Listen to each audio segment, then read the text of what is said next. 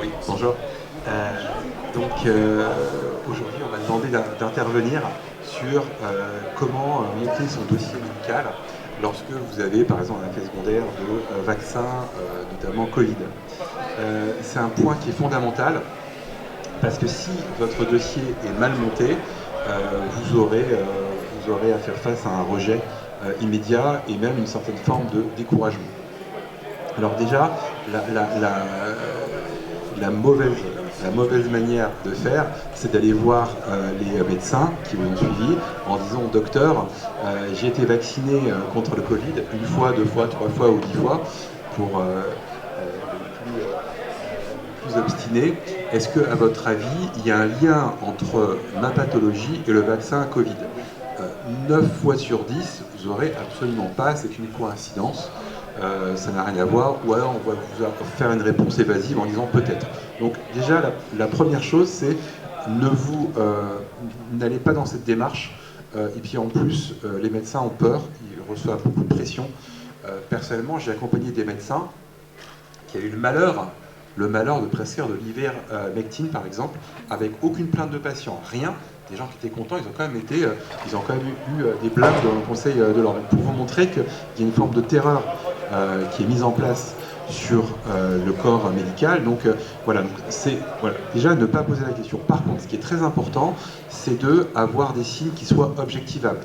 Quand vous avez des symptômes tels que je me sens fatigué ou je sais pas, je me sens déprimé ou je suis triste ou je dors tout le temps ou alors j'ai perdu l'appétit, ce que vous voulez, ça n'a de sens que si en face de ces symptômes on met des éléments médicaux qu'on puisse observer.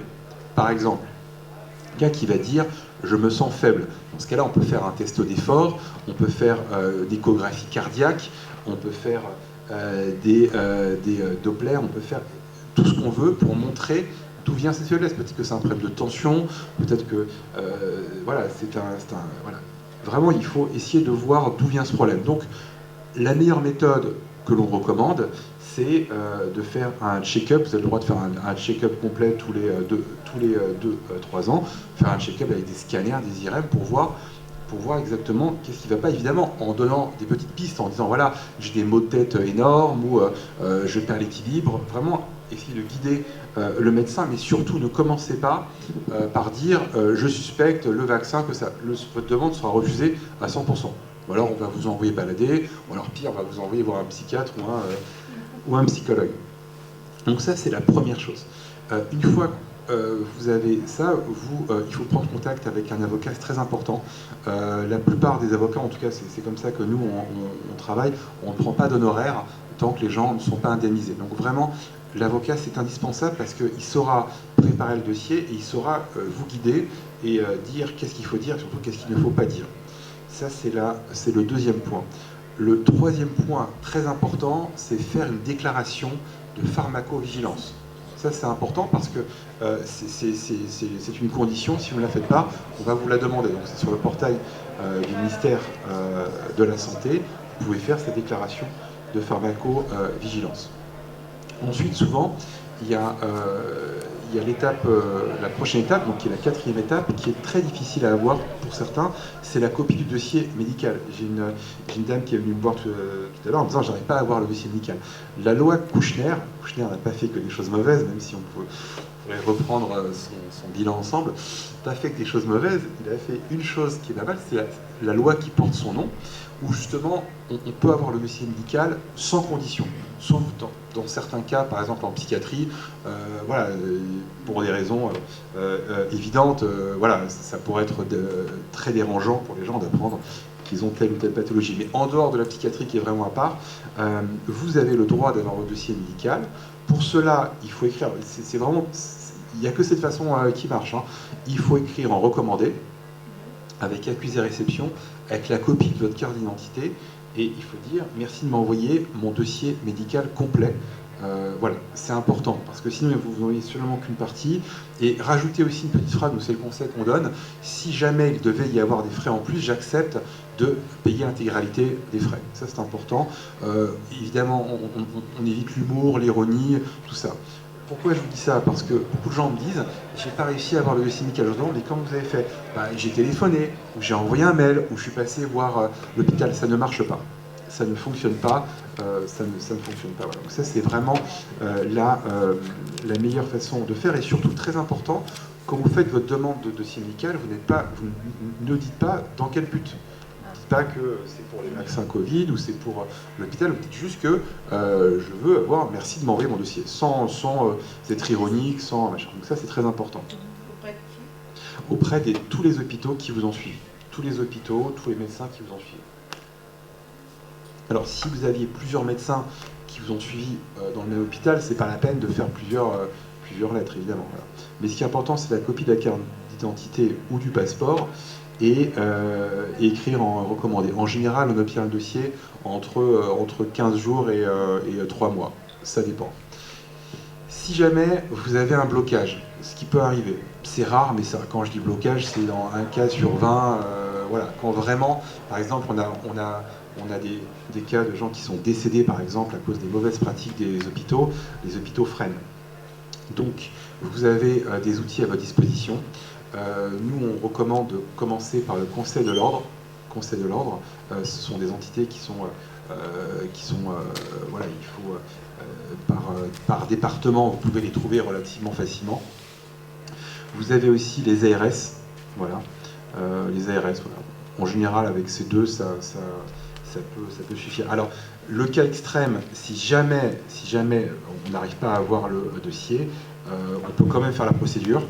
Et je vais expliquer comment est-ce qu'on peut faire ce genre de choses. Donc une fois que vous avez votre dossier médical, une fois que vous avez fait la déclaration de pharmacovigilance, l'idéal c'est de faire une expertise préliminaire par un médecin de recours. Alors pour ça je vous dis de passer par l'avocat, parce que souvent l'avocat travaille avec un réseau de médecins de recours, mais vous pouvez très bien prendre votre médecin de recours. Alors attention, qu'est-ce que c'est qu'un médecin de recours? Médecin de recours, c'est pas votre médecin généraliste, c'est pas l'ami de votre voisin ou de votre beau-frère qui est médecin. C'est un médecin qui, en plus des médecins, a suivi une formation qui est assez longue, qui dure au minimum 2 ans, et qui donne une approche à la fois médicale et à la fois juridique. Parce qu'encore une fois, le droit médical, c'est extrêmement complexe. Extrêmement complexe, et ce n'est pas intuitif. Par exemple, imaginez qu'une personne reçoive 10 fois la dose d'un médicament, 10 fois la dose, que la personne meurt. Vous allez me dire, mais c'est évident, c'est parce qu'elle a reçu 10 fois la dose qu'elle est morte. Pas du tout. En droit médical, vous devez expliquer le pourquoi du comment, quelle est la pharmacocinétique du produit qui a produit ça. Parce qu'on peut très bien imaginer que la personne avait peut-être des faiblesses, et peut-être que c'est la cause de son décès. Donc encore une fois, le droit médical, c'est quelque chose de vraiment particulier, et sans médecin de recours, vous perdez beaucoup de chances d'être indemnisé. Vraiment beaucoup de chances. Nous, on estime que sans médecin de recours, on perd facilement entre 50 et 80% des chances d'être indemnisé. Ensuite, ça a un coût, le médecin de recours a un coût. En général, c'est entre 1000 et 2000 euros. Il y a une façon très simple de voir si c'est un bon médecin de recours ou pas, c'est qu'il faut lui demander, docteur, est-ce que vous ferez un rapport à la suite de notre entrevue? Si vous répond non, c'est un mauvais. S'il répond oui, ça peut être intéressant. Parce qu'il y a souvent des médecins qui disent non, moi je ne fais pas d'écrit, je ne fais rien. Là, c'est des médecins qu'il faut éviter. Ensuite, pour la prise en charge, alors je vous avais dit, c'est entre 1000 et peut-être 3000 euros. Vous avez des organismes qui peuvent payer ça pour vous. Nous, par exemple, les victimes qui viennent nous voir, à peu près à 70%, elles ne payent rien au niveau du médecin de recours. Comment elles font? Vous avez par exemple l'assurance habitation qui peut prendre en charge. Vous avez aussi la carte bleue, vous avez la banque, et vous avez aussi votre mutuelle. Donc assurance habitation, carte bleue, banque ou mutuelle, qui peuvent prendre en compte, qui peuvent prendre en charge ça, et c'est cumulatif. Je peux très bien imaginer que la banque prenne, je sais pas, 50%, la mutuelle prenne... Donc voilà, il ne faut pas hésiter à leur dire. Et quand vous les appelez, il ne faut pas avoir l'air un peu gêné, ou de demander un service en disant « Bonjour, je suis client chez vous, je veux une expertise préliminaire ». Voilà, c'est pas, s'il vous plaît, est-ce que à votre avis c'est possible, voilà, ça me dépannerait. Non, il faut vraiment être affirmatif parce que les banques et les assureurs, ils sont très malins, ils font tout pour, avant même que vous ayez posé votre question, dire non. Voilà, on a des cas, par exemple, où des gens avaient droit, ils n'ont même pas fini de poser la question, on leur dit non. Il faut vraiment être un peu insistant. Si jamais, au pire, vous avez un refus, demandez-leur les conditions générales, les conditions particulières, et regardez si cette prestation est fournie ou pas. Voilà, ça c'est important. Alors pourquoi j'insiste autant sur les médecins de recours? Une fois qu'on aura déposé le dossier auprès de l'ONIAM, un médecin sera désigné par l'ONIAM pour examiner la personne victime de ces effets secondaires. Alors l'ONIAM, justement, c'est un organisme, oui, c'est un organisme qui a été créé justement pour indemniser les effets secondaires. Ça, notamment, pas que ça, mais il indemnise aussi les effets secondaires des vaccins. C'est européen? Alors non, ça c'est français. L'ONIAM, c'est une très belle idée, c'est très généreux quand ça a été créé, on a tous trouvé ça formidable. Le problème, c'est une question de budget, c'est-à-dire qu'ils ont un budget très limité, une fois que le budget est fini, voilà. Ce qui explique qu'on a eu par exemple une jeune fille qui avait subi une hystérectomie à la suite du vaccin, elle ne pouvait plus avoir d'enfant, elle avait de mémoire, elle avait 24 ans, l'ONIAM lui a proposé 3 000 €. Bon. Quand même, c'est un peu violent pour quelqu'un qui n'a pas eu d'enfant, qui n'en aura jamais, en tout cas pas par voie naturelle. Donc voilà, pour vous dire que, alors vous allez me dire, mais pourquoi est-ce que je vous embête pendant une demi-heure à monter un dossier si on aura des clopinettes avec l'ONIAM? C'est une très bonne question. La loi nous impose de passer par l'ONIAM avant de saisir le juge. On ne peut pas directement saisir le juge. Ce serait nul. Ce serait nul et même ça va même avoir des répercussions plus tard. Parce qu'il faut savoir qu'en droit, c'est pour ça que j'insiste sur le rôle de l'avocat, la différence entre le droit et les autres domaines, c'est que les autres domaines, vous pouvez réessayer 10 fois, 100 fois. Si vous voulez repeindre votre salon, par exemple, vous avez le droit de le repeindre 10 fois, 20 fois, 1000 fois. Peut-être dans le livre des records, il y a quelqu'un qui repeint son salon 1000 fois. Vous pouvez recommencer. En droit, si vous ratez la première fois, vous êtes mort. Vous avez beau dire « Ah non, mais désolé, je ne sais pas dans mon état normal, ou j'ai mal... » Non. À partir du moment où vous n'êtes pas sous tutelle ou curatelle, vous essayez quelque chose en droit, ça rate, vous avez perdu, il n'y a aucun recours possible. Donc pour ça, c'est important de passer par l'avocat. Donc je récapitule, une fois que vous avez votre dossier médical, fait la pharmacovigilance, fait l'expertise préliminaire, qui au passage sera remboursée en cas de victoire, donc si au pire vous pouvez avancer les fonds, vous aurez donc l'expertise. L'expertise, c'est un moment où les gens se surestiment. Pourquoi? Parce que quand on dit aux gens qu'ils vont perdre leurs moyens, ils ne croient pas. Quand on dit aux gens qu'ils vont oublier les choses, ils ne croient pas. Et moi, vous savez, dernière que j'ai accompagné, la dernière personne, moi je suis chef d'entreprise, j'en ai vu d'autres, résultat, elle a oublié la moitié des choses. Voyez, donc c'est pour ça que c'est très important dans l'expertise de noter sur un papier ou ce que vous voulez, tout ce que vous avez eu comme changement dans votre vie personnelle, votre vie professionnelle, votre vie familiale et votre vie amoureuse. C'est très important. Parce que, encore une fois, même si vous avez des problèmes de cœur, si vous ne dites pas « moi j'ai du mal à faire mes courses, j'ai du mal à faire du sport », ben, ce ne sera pas noté, ce sera noté nulle part. Voyez, et en fait, l'expertise, ça va figer votre indemnisation. C'est-à-dire que si, dans l'expertise, on oublie ça, on pourra toujours rattraper les choses, mais ce sera difficile. Vous voyez, on vous dira, mais pourquoi vous n'avez pas dit lors de l'expertise que vous avez du mal à vous habiller? Pourquoi vous n'avez pas dit que vous ne pouvez pas faire la cuisine parce que dès que vous êtes debout, vous avez des vertiges? Pourquoi vous ne l'avez pas dit? Vous voyez, donc ça, c'est très important de noter tout ça. Ensuite, il y a une chose très intéressante concernant la relation entre médecins, les médecins entre eux, c'est que autant les avocats entre eux peut-être manquent de politesse et manquent de courtoisie, bon, c'est un peu le métier qui veut ça, on veut montrer à notre client qu'on est très efficace en criant peut-être sur l'avocat adverse, autant pour les médecins, ils sont dans le consensus.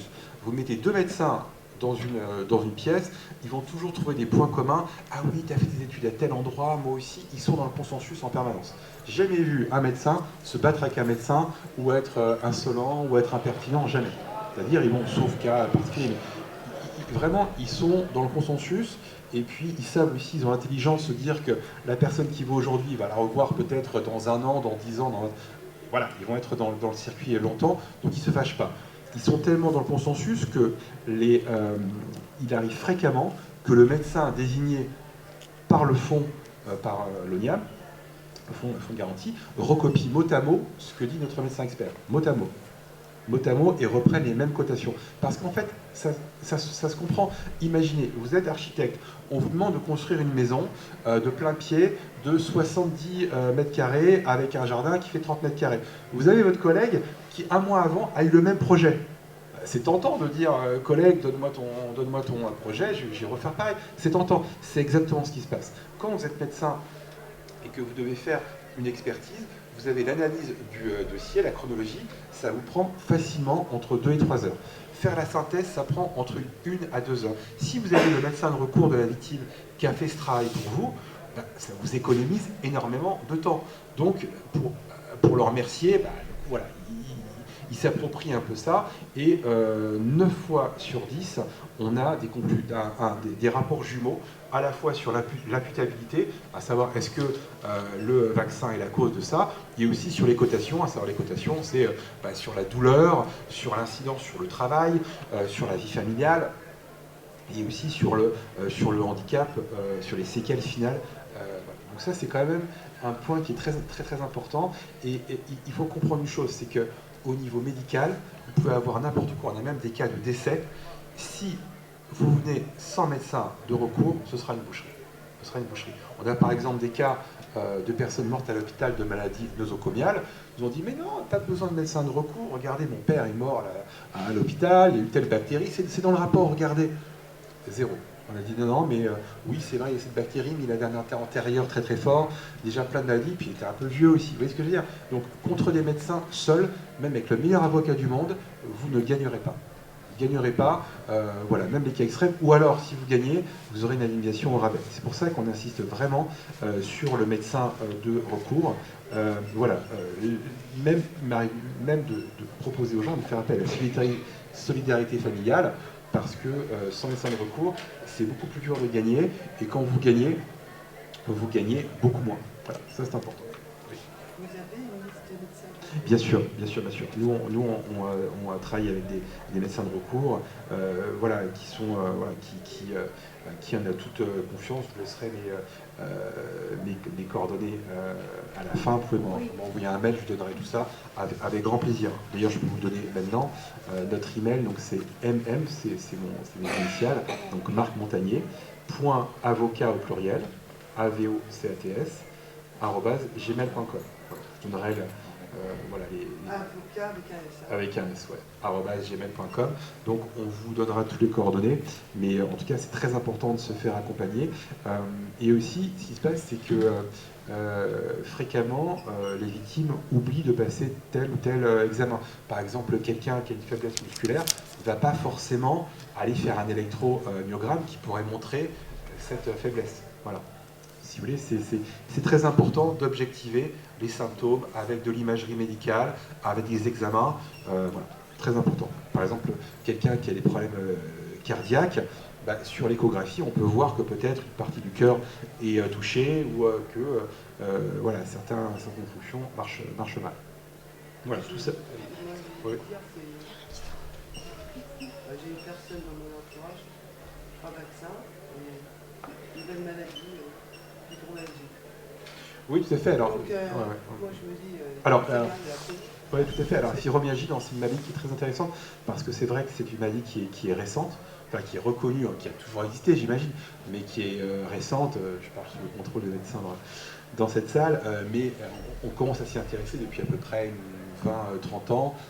Voilà, avant, on pensait que c'était juste psychologique. Maintenant, il y a vraiment des signes concrets, avec des tests qui ont été mis en place, donc oui, ça peut rentrer là-dedans. Mais si vous voulez, ce qu'il faut savoir, c'est que on a une arme qui est merveilleuse dans ce litige-là, à savoir la lutte contre les effets secondaires, c'est la pharmacovigilance. Pourquoi? Parce que même si les pays ont tendance à réduire, je ne sais pas si vous avez vu, mais une entité européenne a demandé aux autorités de santé de détruire une partie de leurs données de pharmacovigilance, ce qui est un scandale, soi-disant la protection des données. Ça fait doucement sourire quand on voit par exemple que la France a confié à Microsoft ces données qui sont stockées aux USA. Bon, ça fait doucement rigoler quand on voit cette conversation Ouais, c'est la protection des données. En tout cas, la pharmacovigilance, c'est quoi? C'est de dire que vous avez par exemple une sclérose en plaques qui est causée par les fameux vaccins Covid. Si en Australie, des cas similaires ont été reconnus, eh bien vous qui êtes en France, vous pouvez profiter de cette pharmacovigilance. Ça, c'est un exemple réel qu'on a eu au bureau. C'est-à-dire qu'on a eu quelqu'un qui est sclérose en plaques, on ne pouvait rien faire pour lui, c'était au tout début. Après, en faisant des recherches, on a vu que dans d'autres pays, c'était reconnu, on a rappelé la personne, ils ont écouté, on ne pouvait rien faire à l'époque pour vous, maintenant on peut faire quelque chose pour vous. Voyez, donc c'est quelque chose à effet cliquet. Ça veut dire que plus le temps passe, et plus, par exemple, comme des cas de fibromyalgie peuvent être reconnus comme étant effet secondaire. Ensuite, ce qu'il faut retenir, s'il y a une chose à retenir dans ce que je l'ai dit, c'est la chose suivante. Depuis à peu près 1 an et demi, on a changé de paradigme avec l'effet secondaire des vaccins. Avant, pour qu'un vaccin soit déclaré coupable, entre guillemets, de tel ou tel effet secondaire, il fallait expliquer, comme j'ai dit avant, le pourquoi du comment, c'est quoi l'effet qu'il a eu sur telle molécule, sur tel, je sais pas, sur tel organe. Maintenant, on a complètement changé de paradigme. Maintenant, on regarde, est-ce qu'il n'y a pas une autre cause qui aurait pu être responsable de ça? Ça peut être l'hérédité. Est-ce que, par exemple, vous avez votre mère qui fait des AVC à répétition? Est-ce que vous avez une conduite à risque?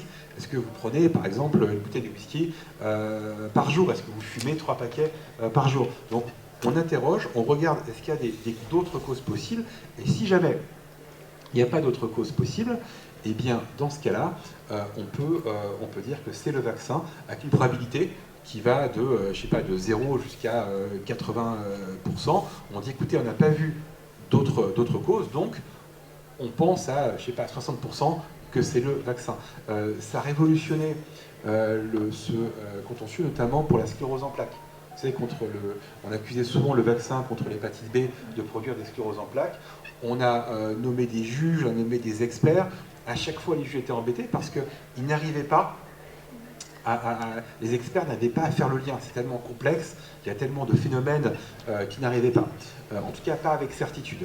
Et la solution est venue du tribunal administratif il y a à peu près 1 an et demi. Pour ceux qui veulent, ils m'écrivent, je leur enverrai cette décision qui a dit ce que je dis, c'est-à-dire qu'on recherche, au lieu de dire est-ce que c'est le vaccin qui a causé ça, on recherche est-ce qu'il y a, on fait le raisonnement inverse, est-ce qu'une autre cause a pu être responsable de cela? Si ce n'est pas le cas, dans ce cas-là, on va dire que c'est le vaccin. Ce qui a révolutionné vraiment cette matière. C'est pour ça que nous, on est très confiants et on incite les personnes à se manifester et à faire un dossier.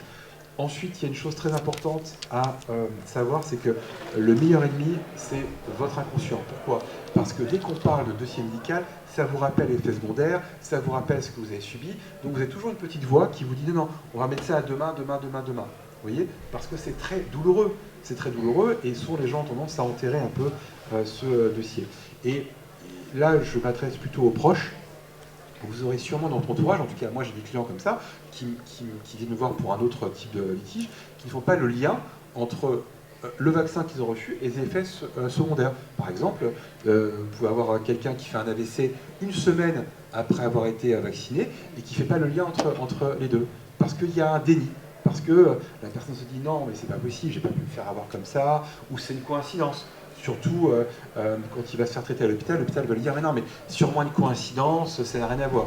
Voyez, donc les gens ne réalisent pas. Donc c'est pour ça que les proches ont un rôle extrêmement important, parce que en tant que proche, on peut dire mais non, mais peut-être que c'est ça. On peut étudier le dossier, ça coûte rien. On va regarder qu'est-ce qui se passe. Voilà. Donc c'était juste voilà, c'était un petit résumé, un petit vadémécum sur comment préparer son dossier. Mais ce qui est important, c'est de faire une méthodologie. Et s'il faut retenir de cette présentation 2 choses, c'est d'aller voir un avocat qui connaisse la matière. Pas forcément l'avocat du coin, pas forcément l'avocat que vous avez eu parce que vous avez fait votre prud'homme et qui s'est très bien occupé de votre prud'homme. Quelqu'un qui connaît cette matière. Et aussi quelqu'un qui travaille avec des médecins de recours. Si l'avocat ne travaille pas avec des médecins de recours, ça c'est la preuve qu'il n'a pas l'habitude de ce litige et qu'il faut l'éviter. Alors je vois qu'il y a une question, je vous écoute, monsieur. Oui, vous avez touché à un problème principal là-dedans, très intéressant, c'est le lien de causalité. Moi, j'ai obtenu il y a 15 ans une décision de la Cour d'appel de Rennes concernant le lien de causalité entre le vaccin hépatite B et la sclérose en plaques. Concernant une infirmière, 40 ans, aucun antécédent, premier symptôme apparu quelques jours après l'injection, et sclérose en plaques diagnostiquée 1 an ou 2 après. J'avais 4 experts qui disaient qu'il n'y avait pas de lien de causalité parce que la littérature médicale ne le disait pas, ce qui est assez incroyable. Et donc, à l'audience, j'ai indiqué, si je donne un coup de poing dans le nez à l'expert qui saigne du nez, il n'arrivera jamais à me démontrer scientifiquement que le saignement de nez est dû au coup de poing, puisque une preuve scientifique est impossible. On procède par élimination. Et alors là, comme la Cour d'appel avait demandé, est-ce qu'il y a une autre cause possible, comme vous avez dit tout à l'heure, bon, et que l'expert disait, on ne sait pas de quoi ça vient, mais ça ne vient pas du vaccin. Et là, on touche le problème de l'expertise. Les experts sont dans la religion. Et moi, j'avais dit aux experts, moi, je suis doyen de mon barreau aujourd'hui, hein, je n'ai eu qu'un seul vaccin dans ma vie, je suis allé dans tous les continents au cours de mes voyages, je me demande comment j'ai survécu. Alors, ils n'ont pas de réponse, parce qu'ils sont dans une religion. Et c'est là qu'on touche un problème très grave en France. On est dans la religion vaccinale, on croit. Hein. Moi, j'en suis à la 6e édition de mon bouquin « Vaccin, on nous aurait menti hein. ». Aucun médecin ne m'a jamais écrit, vous vous trompez. Quand j'ai sorti la première, je me suis dit, j'espère qu'ils vont m'écrire en disant que je me trompe. Et pourquoi? Parce que c'était rassurant l'histoire du vaccin. Mais déjà, quand j'avais vu un médecin écossais, quand je vivais en Écosse pendant 1 an, à qui j'avais posé la question, parce que je savais que je n'avais qu'un seul vaccin dans ma vie, il a éclaté de rire en disant vaccination is a French lie, avec son bon accent écossais. Bon, c'est là que j'ai commencé à cogiter. Bon, donc, lien de causalité, religion. On touche des problèmes très épineux. Hein, et c'est effectivement une question de nombre. Ce qui est malheureux, c'est qu'on est obligé d'attendre qu'il y ait tellement de victimes que les médias ne peuvent plus le cacher, parce que les médias sont très complices là-dedans. Dès que vous touchez à Pasteur et au vaccin, tout le monde se braque.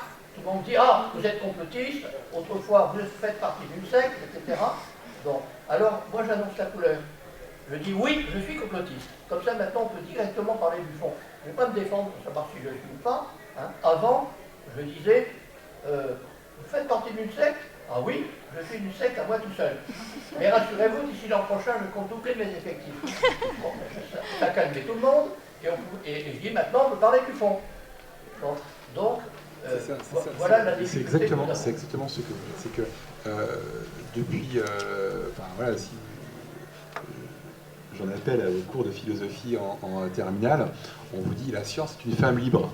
Quoi une femme libre? C'est-à-dire que n'importe qui peut se lever en disant écoutez, moi j'ai découvert quelque chose de formidable, regardez, ah oui c'est vrai, c'est formidable. Mais en fait, c'est ce que vous dites, tout à fait vrai. C'est une escroquerie. Mais dans tous les domaines. Par exemple, il y a des livres sur celui qui a inventé l'IRM. Il a mis des années avant que la communauté accepte ça. La tectonique des plaques aujourd'hui, c'est évident. Vous savez, le fait que c'est Wegener et machin, il y a 50 ans pour que ce soit accepté. C'est-à-dire qu'on les prenait pour des fous, pour des tarés, pour ça. Donc vous avez raison, il y a une religion, mais au-delà de la religion, il y a deux phénomènes. C'est-à-dire que dans notre cerveau, on a tendance à vouloir simplifier les choses. C'est binaire. Bien, mal, ça marche pas. Voilà. Et deuxièmement, imaginez quelqu'un qui bosse sur un sujet. Je reprends mon exemple de tectonique des plaques, qui pense complètement différemment que la croûte, c'est un bloc qui est unique. Voilà. Le type, il a fait ses études dessus, il bosse depuis 30 ans, il est payé par ça pour faire ça. Il y a quelqu'un qui dit, tout ce que vous avez fait pendant 30 ans, c'est nul, c'est poubelle. Ça énerve. C'est un travail. C'est-à-dire que quoi? C'est-à-dire que je suis débile, j'ai raté quelque chose. Vous voyez ce que je veux dire? C'est que c'est pas uniquement les méchants laboratoires. Si, c'est vrai aussi. Il y a aussi le côté méchant laboratoire qui est de l'argent. Aux États-Unis, par exemple, sur une vie, vous pouvez avoir jusqu'à 150 vaccins. C'est quand même beaucoup, quoi. C'est quand même beaucoup en tout. Voilà, tous les vaccins. Donc oui, c'est un business, et c'est un double business. À la fois, c'est un business parce que c'est une machine à cash, et ensuite, ça soigne les effets secondaires. Donc c'est quand même pas mal. C'est que, voilà. Mais encore une fois, on ne peut pas tout expliquer par l'argent. Par exemple, pour le Covid, tout le monde me disait « Oui, Pfizer, les méchants, tout ça, machin. » Oui, ils ont fait beaucoup de fric, c'est évident. Mais ramener tout ça à une question d'argent, pour moi, c'est une erreur. C'est une vraie erreur. Pour moi, on est plus dans le contrôle, ce que on appelle le bio-pouvoir. C'est le concept de Michel Foucault, le bio-pouvoir. C'est le gouvernement qui veut vous contrôler, y compris dans votre intimité. Qu'est-ce que vous injectez dans votre propre corps? Vous voyez, donc c'est beaucoup plus large que juste... voilà. Et vous avez raison, en France, le vaccin, c'est une religion. Je suis entièrement d'accord avec vous. D'ailleurs, mon cher confrère, si vous venez le voir tout à l'heure, je vous offrirai avec plaisir mon bouquin. Avec grand plaisir, avec grand plaisir. Merci beaucoup. Alors, je connais une autre question. Une petite question. En France, on n'a pas le droit, on a la possibilité de faire des numérations spike. Est-ce que les numérations spike, par exemple, qu'on peut faire dans les labos allemands, sont valables lors d'une petite enfance? Alors c'est une excellente question. Les Allemands sont beaucoup plus pragmatiques que nous. Et les Allemands ont une approche complètement différente. Ils regardent qu'est-ce qui marche pas. Exemple, en Allemagne, les personnes atteintes d'un cancer reçoivent des intraveineuses de vitamine C, mais à très très haute dose. Ça fonctionne. En France, on ne le fait pas, vous allez rire, parce qu'on vous dit, on ne sait pas comment ça marche, donc on ne le fait pas. C'est dit, bah, surtout parce que ça coûte pas cher, c'est pour ça, contrairement à la chimiothérapie. Voilà. Et donc, pour répondre à votre question, en France, la preuve est libre. Donc, vous pouvez ce que vous voulez à partir du moment où c'est scientifique. Évidemment, si vous dites, j'ai ma cartomancienne qui m'a dit ça, bon, on peut toujours essayer, mais bon. Mais la preuve est libre en France, vous pouvez ramener n'importe quelle preuve, surtout si vous avez des publications qui vont dans le sens de ce que vous avancez, ça peut être un argument. Ça peut être un argument. Mais ils refusent en général. Oui, mais ça peut être un argument. En tout cas, une fois que c'est dans le débat, votre médecin de recours pouvoir faire par exemple des dires, et ce sera dans le débat, et voilà, on pourra tenir compte, le juge pourra tenir compte de ça. Donc même si l'expert refuse, à partir où c'est dans le débat, c'est comme un scotch, un sparadrap, il ne peut pas le retirer, il peut dire moi je n'en tiens pas compte, mais ce sera dans les pièces, et si votre avocat fournit des éléments qui font le lien entre les deux, bah, le juge il n'est pas idiot, exactement comme dans votre dossier, bah, le juge dira bah oui, voilà ce que je veux dire. Donc il faut pas se décourager, et vous avez il faut être proactif. Par exemple, regardez, on a la DGS. La DGS, ce qui s'appelle, c'est la Direction Générale de la Santé, a envoyé un mail à la plupart des médecins en France pour dire attention, vous ne faites pas de dosage de dédimère. Dédimère, c'est quoi? C'est un paramètre biologique qui montre que vous avez de la coagulation. On ne sait pas où. Ça peut être dans des petites veines, des gros. On ne sait pas où. C'est pas forcément un blocage. Ça permet de voir justement s'il est effet secondaire ou pas. À quel moment vous avez vu que le ministère envoie aux médecins dire faut faire ça, faut faire pas ça? C'est quand même incroyable. Donc c'est vrai qu'ils ont empêché peut-être les gens de faire valoir leurs droits. Et quand vous alliez voir un médecin en disant docteur, je veux faire un examen pour les dédimères, et vous regardez, c'est impossible, pourquoi vous faites ça? Vous n'êtes pas un peu foufou, enfin vous voyez ce que je veux dire. Donc vous avez raison, c'est un vrai sujet. Pour finir, une libération de dédimère, ça coûte 19 € chez notre laboratoire sans rendez-vous. 19 €. Donc, juste un conseil, c'est si jamais on était à nouveau obligé de se faire vacciner, on refuse. des trucs. Ils ont des séances débiles, c'est tout. Moi, ils peuvent me tuer, voilà. C'est trop tard. Oui, mais après c'est trop tard. Mais parce qu'on l'a vu. Oui, mais voyez, ça, ce que vous dites, c'est très intéressant parce que vous êtes informés. La plupart des gens ne sont pas informés et pire, ne veulent pas être informés. Ne veulent pas être informés. Ils se mettent un cache sur les yeux, ils ne veulent pas parce qu'ils se disent mais j'ai pas pu me faire avoir, c'est pas possible. J'ai vacciné toute ma famille, c'est pas possible, je n'ai pas pu me faire avoir. Donc il y a une sorte de déni.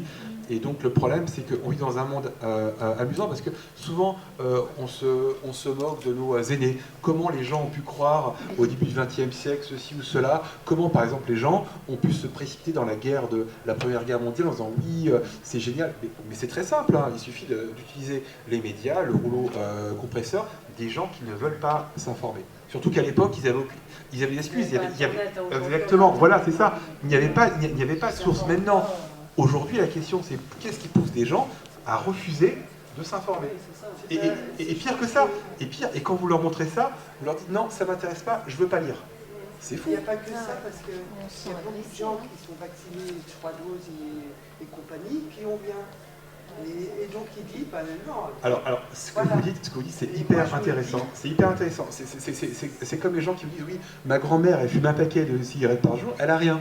Bah oui, mais bon, c'est... Mais moi, je pense qu'ils n'ont pas donné les doses à tout le monde. Alors, voilà, il y a, c'est pour ça qu'il n'y a pas d'effet. il y a beaucoup de livres. Alors, il y a beaucoup de livres qui ont été écrits sur le sujet. Notamment, je recommande le livre de Pierre Chaillot, qui est vraiment excellent, vraiment excellent. Exactement. En fait, Pierre Chaillot, en fait, il est inattaquable parce que qu'est-ce qu'il prend? Il prend les chiffres officiels et il les démonte, un par un. Les chiffres officiels, il n'invente rien. Et justement, il a pu montrer que les lots n'étaient pas les mêmes. C'est-à-dire, en gros, d'après ce qu'il avait montré, c'est qu'au début, la dose était très très forte, après un peu moins forte et après plus faible. Donc en gros, on s'est servi des gens comme de cobayes, tout simplement. Par contre, excusez-moi, mon mari, il a eu une dose à AstraZeneca et son numéro de lot n'est pas répertorié. Voilà. Il faut prendre le problème à l'envers. Même en Suisse, il y a que 19 avait un ami qui habite en Suisse, qui était dans le domaine biologique et même pas y trouvé le lot inconnu. Voilà, alors ça justement, si j'imagine que vous êtes en train de faire un dossier d'indemnisation, j'imagine ça peut être un très bon argument pour dire qu'il n'y a pas de suivi. On ne sait même pas ce qui a été injecté et les juges tiennent compte de ça. Les juges tiennent compte de ça. Ouais. Moi j'avais entendu dire qu'il y avait des fioles qui avaient des poisons et d'autres pas. Tout à fait, bien sûr, mais évidemment, oui, parce qu'on est dans, ils ont fait un test à double aveugle sur la population. C'est évidemment. Et puis toutes les stars qui se faisaient vacciner, je suis pas persuadé qu'il y avait, je suis pas persuadé. Voilà. C'est une hypothèse, j'ai pas de preuve. Il n'y a pas de carnet de santé, on n'exigeait pas auprès des médecins ou de l'infirmière de suivi hors vaccinodrome. Enfin, personne ne ressortait avec son numéro de lot. Et on ne l'exigeait pas, alors que normalement, moi j'ai fait une expérience amusante avec les vaccinodromes. J'allais voir les gens de vaccinodrome, je leur disais, mais est-ce qu'il y a un effet secondaire ou pas? Ils me répondaient, aucun effet secondaire. Je repose la question, bon, confrère peut le dire, on a beaucoup de défauts, dont celui d'être obstiné. Donc au bout de 10 fois, la personne, elle s'est dit, mais c'est quoi ce taré? Donc elle a commencé par dire oui. Alors parfois, il y a un léger mot de tête. Voilà. Donc c'est une infraction totale. C'est-à-dire que lorsque vous prenez un médicament, il y a une obligation d'information en vous dire, il y a ça. Quand vous avez une opération, même bénigne, une opération de l'appendicite, on doit vous dire, il y a ça comme risque. Là, il n'y avait rien. Donc il y a vraiment un défaut. Donc pour moi, ça c'est ma vision. La priorité, c'est que les gens soient indemnisés. Parce que c'est une honte, ce qu'on a fait, c'est un massacre, voilà, soient indemnisés. Et deuxièmement, dire à ceux qui ont collaboré, les pharmaciens, les vaccinodromes, écoutez, les gars, vous allez avoir des problèmes. Vous allez avoir des problèmes. Moi, ça c'est, mais je ne le fais pas. D'abord, la priorité, c'est indemniser les gens. Mais dans un deuxième temps, aller voir les vaccinodromes, ça, c'est le but. Mais pas d'abord. Souvent, l'erreur que font les gens, je vous le dis ici, les médecins concernés, il ne faut pas déposer plainte. S'il vous plaît, ne déposez pas plainte, ça va bloquer la procédure et en plus le vaccin sera blanchi. Par contre, faire une procédure contre ceux qui ont vacciné avec la bouche en cœur, ça oui, mais au civil, pas au pénal. Voilà. J'ai un témoignage d'une pharmacienne. Plus fort, madame. J'ai un témoignage d'une pharmacienne qui sait qu'il y a des effets secondaires des vaccins, mais qui dit qu'il y a des personnes qui sont en ALD. Oui, Si ils déclarent que c'est dû au vaccin, on leur retire l'ALD. C'est tout à fait possible.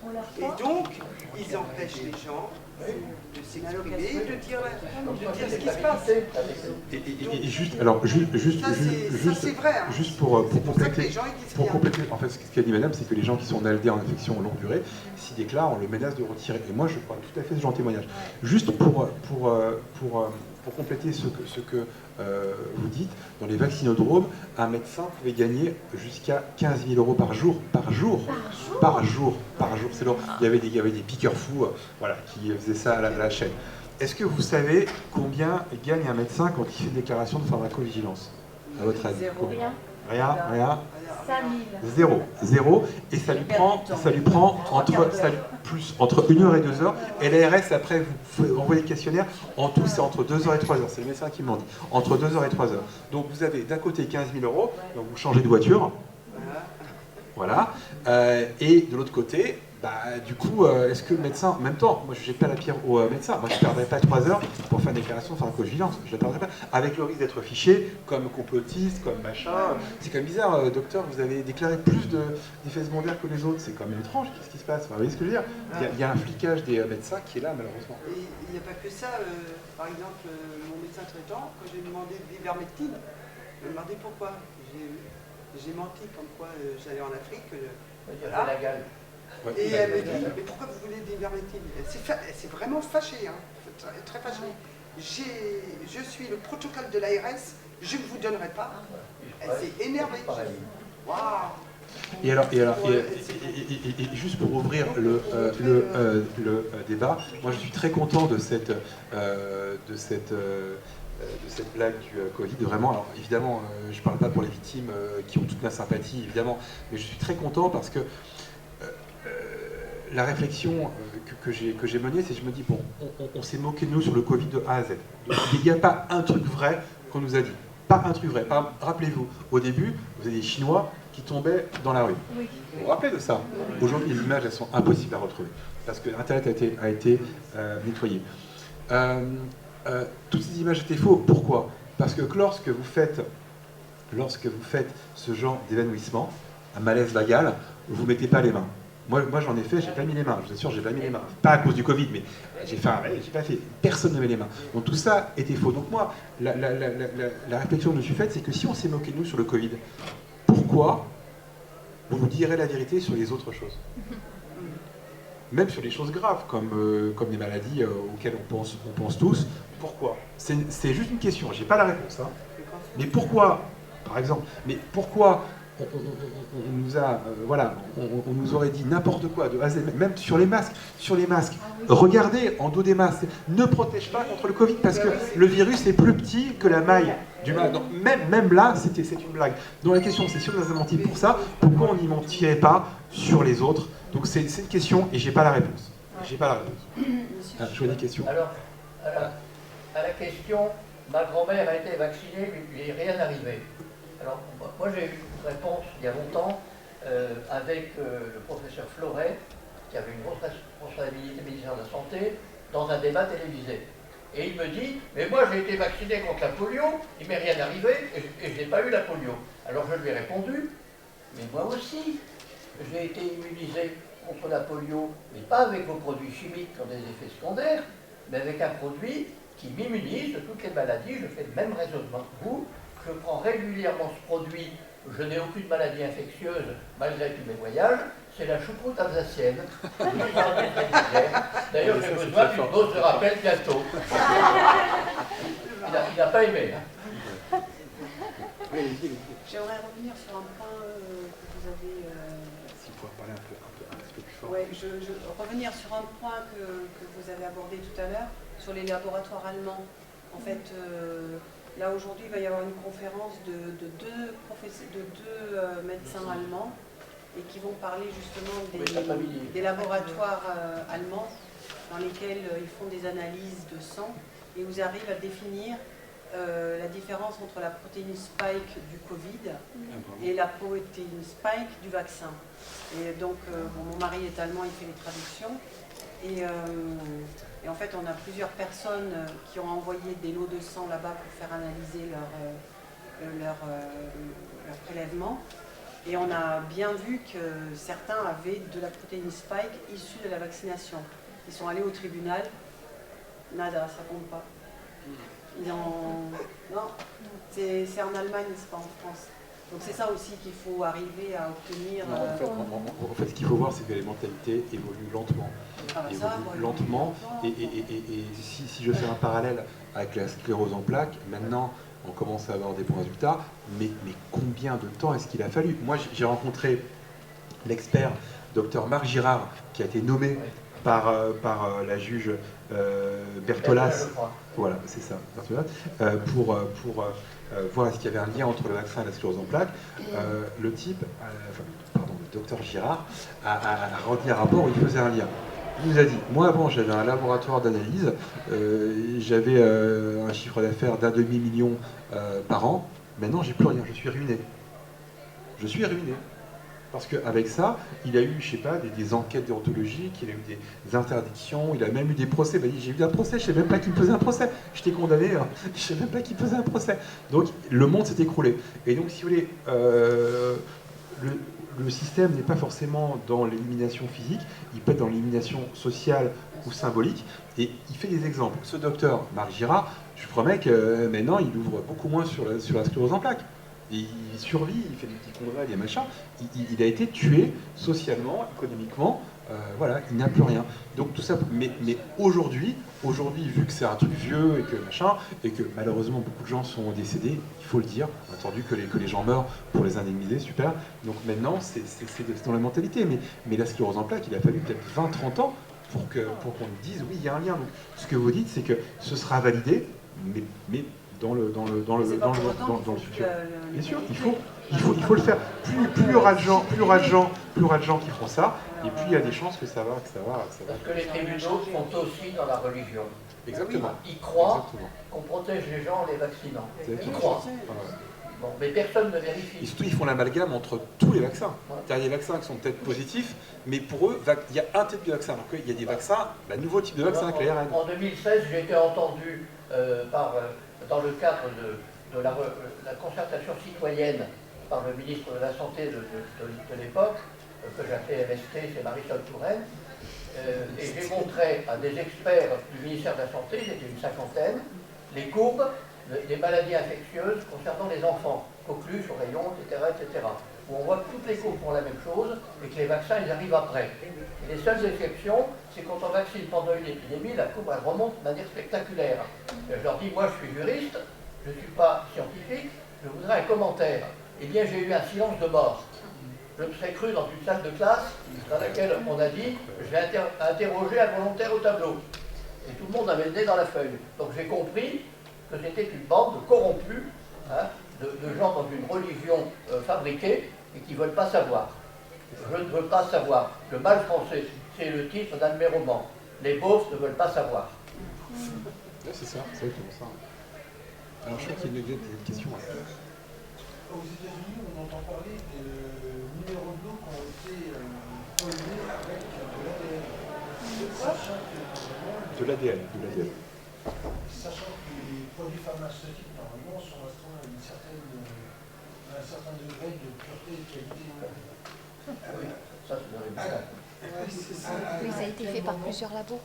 À quel moment ce genre de considération, encore une fois, d'étrangers, peut être prise en compte au niveau de la justice française?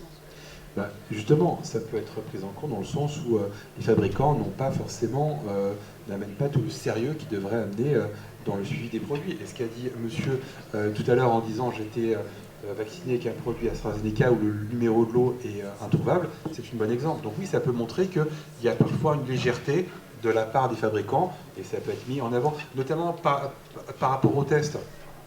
Il y a Christine Coton, je ne sais pas si vous la connaissez, elle a fait un travail extraordinaire. Je suis en train de justement faire petite synthèse de son rapport. Elle a fait un rapport de 400 pages sur comment les tests ont été faits. Et elle emploie les tests, par exemple pour les vaccins Pfizer, elle emploie le terme de fraude. C'est un terme fort, hein. C'est un terme fort. Jusqu'à présent, elle n'a pas été attaquée. Et Christine Coton, c'est une scientifique. Donc elle démonte et elle utilise les données de Pfizer. Elle n'utilise pas les données qu'elle a trouvées sur Internet. Donc les données de Pfizer. Et elle a pu montrer que c'est une fraude. Donc ça, c'est une brique qui peut aussi être utilisée devant les experts et devant les juges pour dire, regardez, on s'est peut-être moqué de nous, on a mis sur le marché rapidement des choses. D'ailleurs, une chose très amusante, c'est que là où j'ai vu que peut-être il y avait une arnaque, peut-être, hein, je laisse ça au conditionnel, c'est que lorsqu'il y avait un nouveau produit qui qui pouvait être utile, que ce soit l'artémisia, l'ivermectine, l'hydroxychloroquine ou la vitamine C, ou vitamine D, les gens vous disaient « Mais attendez, vous savez quoi, vous prenez ça, vous allez mourir. » On parle de produits qui existent depuis 50 ans. Quoi. Vous, les gars, vous allez mourir. Non mais vraiment, vous allez mourir. Bon, ok, très bien. Pour info, il y a une députée qui a demandé, une députée européenne, je crois que c'était Joron, qui avait demandé le nombre de morts par hydroxychloroquine depuis 10 ans. 0. Le seul mort qu'on a trouvé, c'est aux USA. C'est un mec qui nettoyait les aquariums, qui a bu de l'hydroxychloroquine, mais l'hydroxy pour nettoyer les aquariums. Donc là, le type est mort. Bon, ok, très bien. Et alors, on vous disait, si vous prenez ça, vous allez mourir. Ok, très bien, pas de souci. Par contre, les mêmes vous disaient, voilà, on a un vaccin, il vient de sortir, prenez-le, il est sûr à 100%. Nouvelle technologie, nouvelle machin, mais allez-y, croyez-nous, un peu comme avec dans le livre de la jungle, avec les yeux qui tournent comme ça, croyez-nous, allez. Mais là on se fout de notre gueule, C'est comment c'est possible que les mêmes personnes, disent, ah non, un produit vitamine C, n'en prenez pas, et ça, un vaccin, on ne sait rien, allez-y. Aucun effet secondaire. J'avais une question toujours la même. Pendant la crise Covid, Olivier Véran a promulgué la vaccination des femmes enceintes. Avec plusieurs personnes, 10 000 personnes au moins, ont fait une plainte adhérente. Donc moi, j'ai fait la plainte. J'ai reçu une lettre comme quoi il fallait se constituer partie civile pour aller plus loin. Donc, parce qu'on ne donne rien du tout à une femme enceinte. Donc aujourd'hui, est-ce que ce serait bien de aussi attaquer ces gens-là et se mettre... Alors, c'est une très bonne question. Est-ce que les avocats peuvent nous aider? Alors déjà, sur les femmes enceintes, c'est un scandale, parce qu'avant, on ne vaccinait pas les femmes enceintes. Et d'ailleurs, depuis le Covid, des femmes vous disent, non mais moi, de toute façon, on m'a demandé aussi de vacciner contre la grippe, contre plein de choses, qu'on ne vaccinait pas avant, pour les femmes enceintes. Ensuite, moi, je ne pense pas, c'est mon opinion, que déposer plainte, ce soit utile. Par contre, je suis pour des actions aussi. C'est quoi la différence? C'est que quand vous déposez plainte, c'est le gouvernement qui gère votre plainte. Les procureurs dépendent du ministère de la Justice, qui dépend du gouvernement. Donc c'est comme si vous demandiez au gouvernement de s'auto-condamner. Donc sauf à être un petit peu maso. Ouais. C'est quand même un médecin qu'après qui a été taillé du gouvernement. Mais... Ok, mais en tout cas, moi, mon sentiment, c'est que dans un litige comme ça, déposer plainte, ça ne sert à rien. Oui, mais si on Non, mais je vous dis, et d'ailleurs, je l'ai dit depuis le départ, et le résultat est là, c'est qu'aucune plainte n'a abouti. Elles ont toutes été classées, toutes. Et donc, par contre, au civil, on a des résultats, parce qu'au civil, on dit aux gens, bon, c'est du fric, voilà, c'est de l'argent, c'est de l'argent de l'État, c'est pas notre argent, allez-y les gens, on vous jette un petit peu d'argent, et voilà. Donc ça permet de calmer les choses. Donc c'est pour ça que pénal, moi je vous dis, ça ne marche pas, ça ne fonctionne pas, et ça ne fonctionnera jamais. Parce qu'encore une fois, les gens ne vont pas... Oui, c'est une sorte de mafia. Sauf, alors attention, ça ne marchera pas, j'ai vu votre question, sauf s'il y a un changement de gouvernement radical et qu'on dit à partir de maintenant, ceux qui ont été complices vont être punis. Oui, mais sauf changement de gouvernement, ça ne sert à rien de déposer plainte, c'est une perte de temps, perte d'argent, et surtout, ça donne un faux espoir aux gens.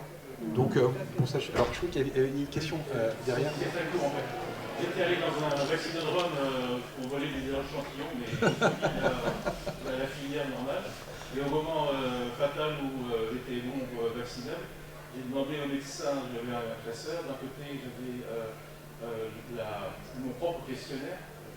J'étais prêt à signer, décharger la responsabilité de l'État et des utilisateurs. Je lui ai dit, est-ce que vous pouvez, s'il vous plaît, signer le fait que grâce au vaccin, je dois transmettre, etc. C'est le questionnaire en quoi. Et en regard, j'avais mis la pénalité des médecins en caractère de 20. Donc, je ne sais plus combien, c'est 50 000 euros et 7 ou 10 ans de prison. Il a dit, ah non, finalement, je ne vais pas vous vacciner. Très bonne initiative. Très bonne initiative. Oui, allez-y. On a écrit à la NSM récemment pour dire on n'a jamais vu autant de déclarations d'effets indésirables compte tenu du nombre.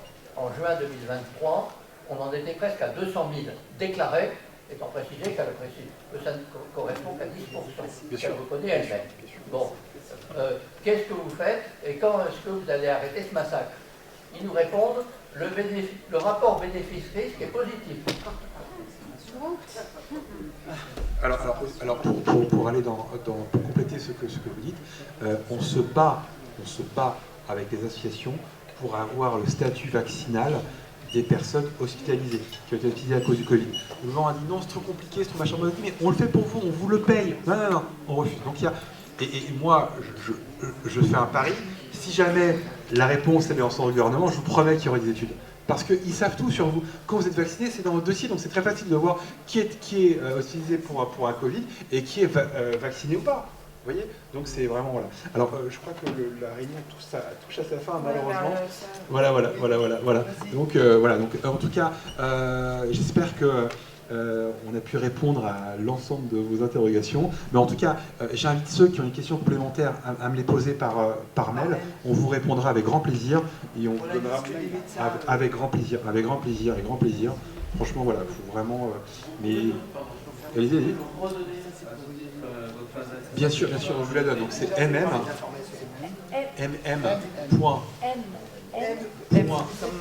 avocat au pluriel, AVOCATS, @gmail.com. Et je vais vous laisser aussi notre numéro de téléphone, si jamais vous voulez nous joindre. Donc c'est au 09 51. Marc Montagnier. C'est ça, presque Montagnier. Donc 09 51 25. Allez-y, prenez votre temps. 09 25 29 33. Je répète, 09 51 25 29 33. Vous êtes dans la région? Alors nous on est en région parisienne, mais on se déplace partout en France. Alors, même dans les dom-toms.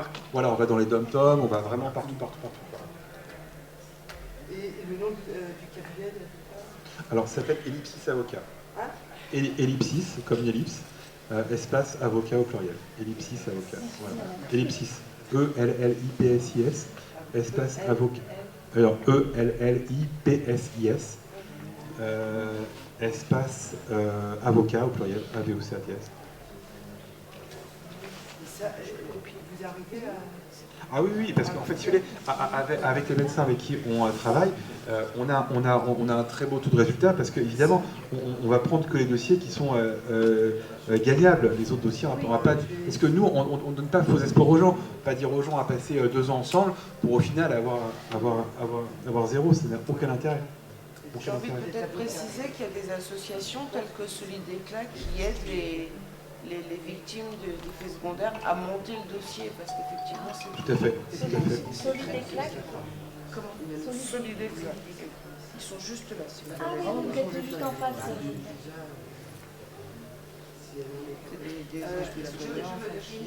Allez-y. Et qu'on est obligé d'en passer. Ça coûte pour une victime pour faire la déclaration, faire tout le dossier, parce qu'en général, les enfants ont Alors, financiers. encore une fois, du point de vue de l'avocat, et je parle sous le contrôle de mes confrères, nous, on a pris le pari justement de ne pas facturer tant que les gens ne recevaient pas d'argent. Et s'ils ne reçoivent rien, ne rien leur facturer. Les frais, c'est essentiellement des frais de médecins de recours qui peuvent être pris en charge, je vous dis, par les organismes que je vous ai évoqués tout à l'heure. Voilà, ce serait ça éventuellement les frais, donc il faut compter peut-être entre 1 000 et 3 000 euros à peu près. Quoi. Voilà. Sachant que c'est des frais qui sont remboursés, qui peuvent être payés par l'assurance habitation, par la carte bleue ou par la mutuelle. Mais les médecins de recours, ils interviendront que si une déclaration de la pharmacologie, pas spécialement. Non, mais c'est pas ça, c'est que c'est une condition quand vous saisissez l'ONIAM. Première question, c'est ce que vous avez fait votre formation, donc autant la faire directement, c'est plus sérieux. Pour passer par l'ONIAM. Non, passer par l'avocat qui va saisir l'ONIAM. D'accord. Voilà. Parce que l'ONIAM, encore une fois, le fait d'y aller seul, forcément, on ne sait pas quoi mettre en avant, peut-être que le dossier sera rejeté, et il y a surtout, on a affaire à des gens, dans le boulot, c'est d'enterrer les dossiers quand même. Ouais. C'est quand même. D'ailleurs, pour la petite histoire, le patron de l'ONIAM, le premier patron de l'ONIAM était aveugle. Alors, est-ce que c'est un symbole ou pas, je ne sais pas. Il était aveugle, donc... bon, voilà. Mais en tout cas, l'ONIAM, c'est une très belle idée. Le problème, c'est que ça ne suit pas au niveau indemnisation. Voilà. Donc, c'est pour ça qu'il faut qu'on saisisse après le tribunal pour avoir une indemnisation correcte. Et pour l'assurance habitation, c'est au moment des faits? Exactement, très bonne question. C'est les assurances que vous aviez au moment de l'injection. Ah oui. Donc, imaginez, quelqu'un se fait injecter aujourd'hui, le 31 janvier, il veut faire une procédure 2 ans après, entre-temps il a changé d'assurance, c'est l'assurance qu'il avait au moment de l'injection. vraiment c'est gentil. intéressant. Ça fait plaisir. Une dernière question, allez-y. Concernant le délai de prescription. Très intéressant. Oui. Alors nous, on est très tranquille par rapport à ça, parce que le délai de prescription commence à partir de la consolidation. Bon. Et la consolidation, c'est en gros où votre état ne va pas forcément changer. Ça ne veut pas dire que vous êtes guéri. Voilà. Et ça, en général, les personnes victimes, ils ne sont jamais consolidés. Il y a toujours un truc qui se dégrade, quelque chose qui ne va pas. Donc là, on est très tranquille par rapport à ça. Mais par contre, nous, le conseil qu'on donne, et là pour le coup, c'est de la psychologie. C'est que le juge va mal comprendre que vous avez un effet secondaire en 2022 et que vous allez le voir en 2025. Il va pas ce que je veux dire. Et ensuite, il y a un autre phénomène psychologique. On remet toujours à demain. Donc ça, c'est quelque chose, plus vous attendez, et moins il y a de chances que vous le ferez. Voilà. Là, c'est humain. Mais en tout cas, sur les délais, il n'y a aucun souci. On est vraiment large. Vraiment large. Mais il ne faut pas trop attendre. Voilà. Par contre, mon mari, jamais il aura des jambes. D'accord ? Jamais il aura d'autres jambes. Non, mais c'est une horreur. C'est une horreur. On peut pas. Voilà. Et en plus, moi ce que j'ai remarqué, c'est en termes d'ingénierie sociale, le vaccin AstraZeneca a été utilisé pour faire vacciner les autres avec d'autres produits. Pourquoi ? On a dit, regardez, AstraZeneca est dangereux, on le retire. Bon, très bien, parce qu'il peut causer des thromboses ou des choses encore plus difficiles. Qu'est-ce que les gens se sont dit ? Ils se sont dit, mais attendez, AstraZeneca est dangereux, on le retire. Si Pfizer, on l'a pas retiré, c'est qu'il n'est pas dangereux. Vous voyez à quel point ces gens sont pervers, brillants. Non mais honnêtement, on peut dire ce qu'on veut, mais c'est des gens brillantissimes. Brillantissimes. Parce qu'en retirant le vaccin AstraZeneca, les gens se sont dit, bah ça va. Pfizer n'est pas retiré, donc je peux avoir confiance. C'est d'une perversité, mais c'est machiavélique. C'est-à-dire que c'est presque beau, quoi. Donc vous savez, quand on était jeune, il y a le prof de maths qui s'extasiait dans une équation. Là, c'est pareil, c'est extraordinaire. C'est extraordinaire. Et qu'ils se sont servis de leur propre turpitude pour aller encore plus dans le truc. Alors, je crois qu'il y a une question. Exactement, c'est ça. Sur la ville du Creusot, en Saône-et-Loire, ils ont rappelé en fait énormément de personnes qui avaient fait leur première dose, en leur disant voilà, revenez, ces doses ne sont pas efficaces, je ne sais plus quel terme ils emploient, donc ils sont revenus se faire vacciner. Mais il y a des gens qui avaient fait en première dose l'AstraZeneca, et là ils leur ont dit attention, maintenant on ne fait plus l'AstraZeneca, donc on est obligé de faire une dose Moderna ou Pfizer, ils l'auront fait. Et ils ont été considérés comme étant primo-vaccinés. Donc ils ont été à leur troisième dose, ils n'avaient qu'une seule dose de contagiosité. Alors ça c'est très intéressant ce que vous dites. Et il y avait un autre phénomène, c'est que ceux qui avaient fait Pfizer, on leur proposait Moderna et vice-versa. Pourquoi ? Comme ça on ne sait pas qui a fait quoi. Bah oui, voilà, on ne sait pas qui a fait quoi. Et pour aller dans votre sens, Fini Coton montre que par exemple pour Pfizer, ceux qui avaient fait secondaire dans les 14 premiers jours n'étaient pas comptés comme effet secondaire. C'est incroyable.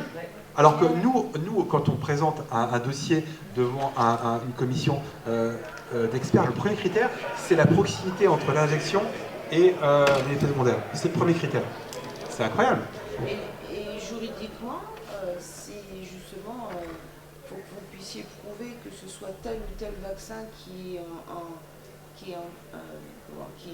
provoquait les effets indésirables. Parce que, du coup... Alors nous on est très tranquille par rapport à ça parce que la jurisprudence a évolué sur ce point-là. C'est-à-dire que si on a plusieurs responsables, on les met tous dans la cause et ça n'empêche pas l'indemnisation. On n'a plus besoin de savoir qui fait quoi, mais c'est là aussi pour d'autres litiges. Par exemple, si jamais vous avez un dentiste qui vous a détruit, vous voyez un deuxième qui vous a détruit, un troisième qui vous détruit, avant vous disiez mais écoutez, on ne peut rien faire pour vous, on ne sait pas qui a fait quoi. Maintenant, on met tous les dentistes dans la cause et c'est les assureurs qui se battent entre eux. Dans ce cas, vous serez indemnisé. Et pour le vaccin, ça ne pose pas de problème. Mais en fait, ils ont fait ça, le changement de vaccin, notamment pour le pénal, parce qu'ils avaient peur du pénal. Comme je vous dis, aujourd'hui, le pénal est inopérant. Mais peut-être que s'il y a un changement de gouvernement, il sera efficace. Mais donc, eux, ces gens qui nous gouvernent, ils pensent au futur. Vous savez, quand Nicolas Sarkozy supprime de la loi le délit de haute trahison, le type il a derrière la tête, il se dit peut-être que dans quelques années, je vais passer devant un juge, que ça va être chaud pour moi, quoi, vous voyez. Donc ils voient très loin, les gens qui voient très très loin. Nous on voit peut-être à demain, une semaine, eux ils voient dans 5 ans, 10 ans, 20 ans, ils voient très très loin. Très très loin. Petite question, ce que vous avez dit par rapport au fait que je vais pas réussir à expliquer, mais par exemple, moi j'avais fait l'hépatite B et le Covid en 2 ans, enfin j'en ai fait 5. Et du coup, je sais que les deux ont joué. Oui. Et du coup, je pense que ça pourrait expliquer, enfin, rentrer en compte de ce que vous avez expliqué. Oui, tout à fait, tout à fait. Mais en tout cas, il faut faire ce type de procédure. Parce que si on ne le fait pas, on regrettera toujours de ne pas l'avoir fait. Et voilà. Donc mais je vous dis, on a une part de nous qui nous dit non, on ne va pas le faire, c'est trop compliqué, ou ça va nous rappeler des mauvais souvenirs. On a tendance à oublier, à tourner la page. Les assurances sont très forts. Par exemple, pour les accidents de la route, vous êtes étonnés, il n'y a que 30% des gens qui sont indemnisés. Pourquoi? Parce que vous dites, ah oui, c'est vrai qu'il faut que je relance l'assurance, mais oui, en même temps, ça va me rappeler l'accident. Donc voilà, 30% des gens indemnisés. Même dans les cas où il n'y a pas de débat. Quelqu'un traverse la rue qui se fait écraser par une voiture, la personne ne va pas faire de procédure. C'est incroyable. Bon, écoutez, bon congrès, et puis écoutez, on pourra merci. On va discuter ensemble après.